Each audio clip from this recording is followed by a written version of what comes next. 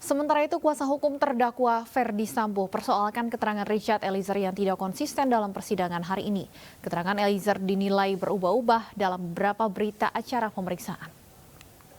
Bilang katanya, karena tadi waktu saat saya tanya secara langsung tidak ada konfirmasi itu. Jadi Richard tidak tahu lah begitu ada keputusan, dan bahkan Richard tidak mengetahui apa isi perjanjian dengan LPSK tersebut.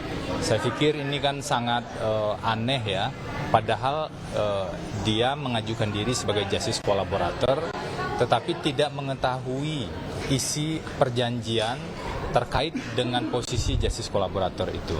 Makanya tadi kami ingatkan bahwa seorang justice collaborator itu keterangannya harus jujur dan harus konsisten untuk semua tingkat pemeriksaan. Jadi nggak bisa hanya di keterangan persidangan saja atau salah satu pemeriksaan saja. Itu poin yang paling penting. Dan saksi justice collaborator itu tidak boleh bohong. Itu kata kunci seorang justice collaborator.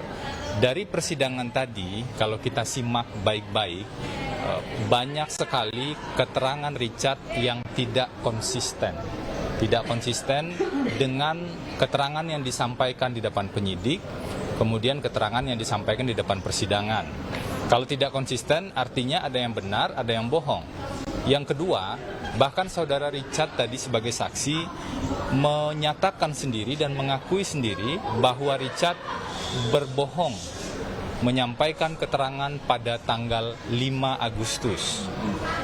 Persoalannya, pantaskah seorang saksi yang pernah berbohong, kalau fase skenario mungkin kita bisa pisahkan ya, dan itu juga sudah diakui oleh Pak FS gitu kan. Tapi fase setelah itu, pantaskah seorang saksi yang pernah berbohong, pernah menyampaikan keterangan berulang kali yang tidak konsisten menjadi justice collaborator. Nah, itu poin krusial yang saya pikir kalau kita betul-betul ingin mencari keadilan yang sesungguhnya dan kebenaran material, maka harus digali lebih jauh apakah seorang saksi itu bicara benar.